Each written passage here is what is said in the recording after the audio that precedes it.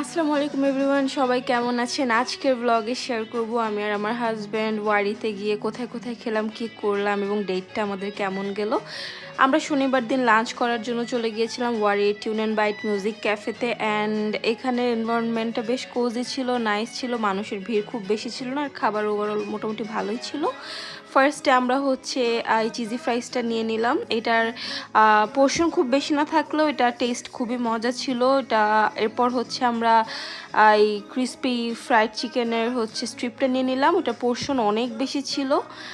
আর এই পাস্তাটা আসলে চিজের পোর্শন, চিজ পুল অনেক বেশি থাকলেও চিকেন বা অন্যান্য মাশরুমস যেগুলো কম ছিল, এই যে চিজে ওরা কোনো কমতিই রাখে নাই। আর এই তিনটে আইটেম মিলিয়ে অ্যারাউন্ড 1400 টাকার মতো বিল আসছিল। আর হচ্ছে এরপর আমরা ক্রিমজন কাপে চলে যাই ওয়ারির। এটা মোটামুটি বড় ছিল, আসলে ম্যাক্সিমাম মানুষ স্মোকিং জোনে ঢুকে যায়, এই কারণে হচ্ছে আমরা বাহিরের জায়গাটায় খুব বেশি ভিড় পাই না, এই জন্য আমাদের কাছে ভালোই লাগতেছিল ভিড়টির না থাকায়।